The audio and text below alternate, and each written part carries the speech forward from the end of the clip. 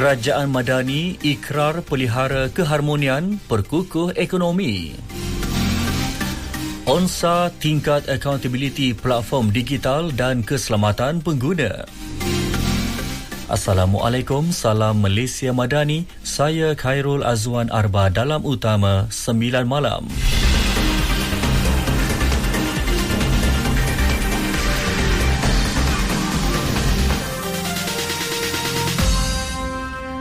Kerajaan Madani akan terus memberikan komitmen bagi memastikan keharmonian dalam kepelbagaian kekal menjadi teras kemajuan negara selain memperkukuh ekonomi demi kesejahteraan rakyat.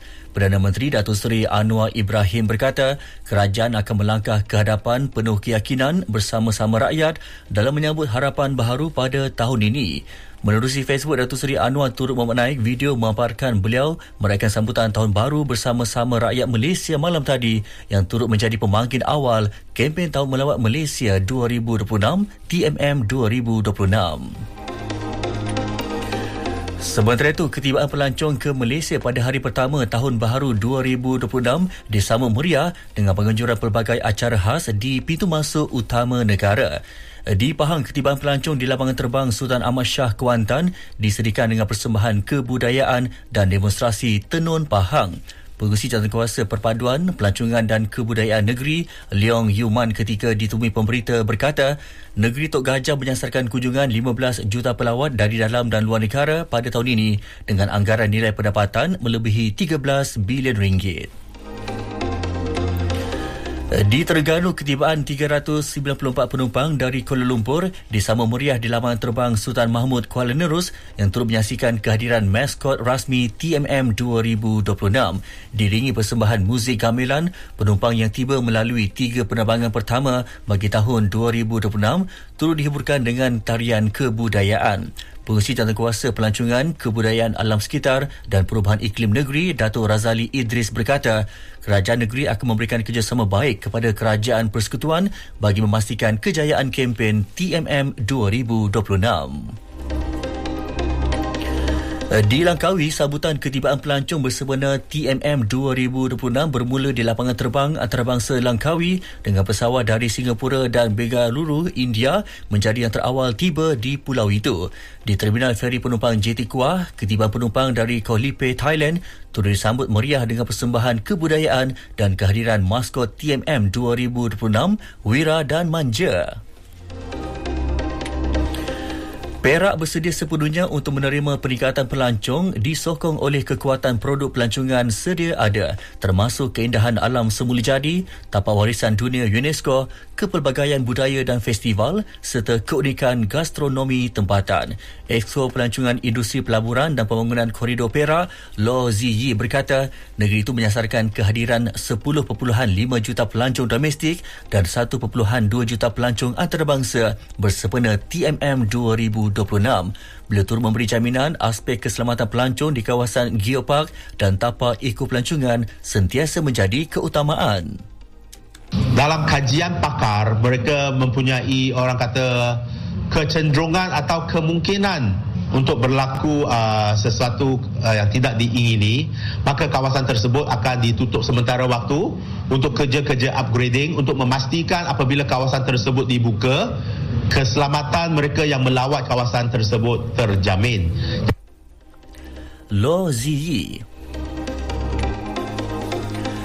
Penguatkuasaan Akta Keselamatan dalam Talian 2025 ONSA akan menutup ruang operasi penjenayah siber serta membantu mengekang penyebaran kandungan berbahaya di platform digital. Ketua Polis Negara Datuk Seri Muhammad Khalid Ismail berkata, angka itu adalah langkah penting bagi memastikan platform digital bertanggungjawab dalam melindungi pengguna. Selain memperkukuh tindakan terhadap eksploitasi kanak-kanak, penipuan dalam talian, penyalahgunaan identiti serta kandungan ekstremisme. Pendekatan itu selaras dengan komitmen kerajaan untuk melindungi rakyat dan memastikan keselamatan mereka dalam persekitaran siber pada masa hadapan. Rekod PRM menunjukkan rakyat Malaysia menanggung kerugian 2.77 bilion ringgit akibat jenayah penipuan dalam talian bagi tempoh Januari 2023 hingga November 2025. Manakala sebanyak 688 kes eksploitasi seksual kanak-kanak dalam talian direkodkan dari Januari 2021 hingga November 2025 dengan 351 kes pornografi kanak-kanak dilaporkan sehingga Oktober 2025. Kerajaan memandang serius penularan lirik lagu berunsur lucah, tidak senonoh serta bercanggah dengan nilai akhlak dan adab masyarakat, khususnya yang memberi pengaruh negatif kepada generasi muda.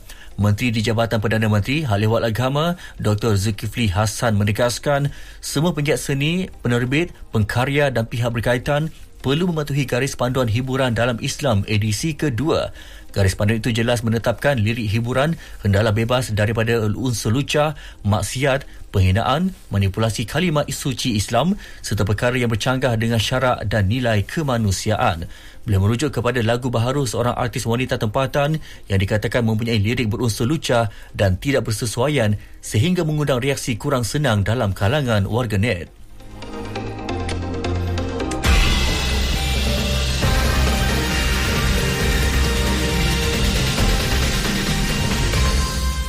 Berita seterusnya.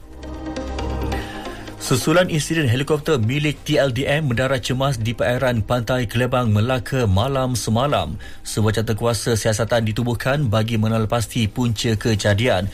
Ini termasuk menjalankan penilaian teknikal terhadap helikopter berkenaan. Timbalan Menteri Pertahanan Adli Zahari berkata, semua aspek akan diambil kira. Pada masa sama, keutamaan diberikan kepada kebajikan dan keperluan anggota terlibat. 4 anggota terlibat dalam kejadian itu dengan seorang masih dirawat di unit rawatan rapi Hospital Melaka. Seorang lagi dirawat di zon kuning Jabatan Kecemasan dan Trauma, manakala 2 yang lain telah dibenarkan keluar hospital. 2 maut manakala 9 lagi cedera dalam kemalangan babitkan kenderaan pacuan 4 roda dan sebuah kereta di Jalan Lubuk Antu di Betong, Sarawak petang tadi. Mangsa yang maut ialah seorang lelaki dan seorang wanita yang menaiki kenderaan pacuan 4 roda. Panggilan kecemasan diterima Balai Bomba dan Penyelamat Betong pada pukul 3.30 petang sebelum 8 anggota digerakkan ke lokasi kejadian. Sebagai mangsa berjaya dikeluarkan oleh orang awam sebelum ketibaan bomba. Masih terdapat pengunjung yang berdegil dan terus menjalankan aktiviti di pantai dan kawasan rekreasi di seluruh Terengganu meskipun nasihat serta amaran telah dikeluarkan. Ketua Polis Terengganu Datuk Muhammad Khairi Khairuddin berkata, peringatan serta amaran keras diberikan sekali lagi kepada semua pengunjung supaya tidak mani bandar, khususnya di laut berikutan keadaan ombak yang sangat kuat ketika ini. Amaran keras itu dikeluarkan susulan insiden lemas yang berlaku di Pantai Surat Tengah Dungun pagi tadi. Insiden berkenaan melibatkan 2 beradik dengan seorang mangsa ditemukan lemas manakala seorang lagi masih hilang. 13 orang dilaporkan maut manakala beratus-ratus lagi termasuk kanak-kanak jatuh sakit selepas meminum air paip yang tercemar di bahagian tengah India. Pegawai Perbandaran mensyaki sisa kumbahan mungkin telah bercampur dengan air minuman berpunca daripada kebocoran pada saluran paip di Bhagiratpura, sebuah kawasan kejiranan miskin. Kerajaan negeri telah berjanji untuk memberikan pampasan sebanyak RM200,000 kepada setiap keluarga mangsa yang meninggal dunia. 128 wartawan terbunuh di seluruh dunia pada 2025, lebih separuh daripadanya di Asia Barat. Setiausaha Agung Persekutuan Wartawan Antarabangsa IFJ, Anthony Belanger berkata, jumlah kematian yang membimbangkan itu dianggap sebagai amaran merah untuk ahlinya. IFJ turut menyuarakan kebimbangan terhadap situasi di wilayah Palestin yang menyaksikan 56 petugas media terbunuh ketika perang Israel-Hamas berlarutan di Gaza. Beralih ke sukan, program pembangunan bakat di peringkat akar umbi akan terus diperkukuh oleh Persekutuan Sepak Takraw Malaysia PSM yang antara usaha memastikan rentak kecemerlangan skuad sepak takraw negara. Presidennya Datuk Muhammad Sumali Ridwan berkata, PSM juga akan melibatkan lebih ramai pemain muda dari seluruh negeri, meningkatkan tahap profesionalisme pasukan kebangsaan serta melakukan inovasi dalam sains sukan dan analisis taktikal. Beliau pada masa sama turut mengakui cabaran lebih besar bakal dihadapi skuad sepak takraw negara pagi tahun ini.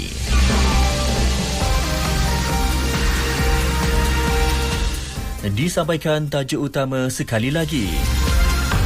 Kerajaan Madani ikrar pelihara keharmonian, perkukuh ekonomi. ONSA tingkat accountability platform digital dan keselamatan pengguna.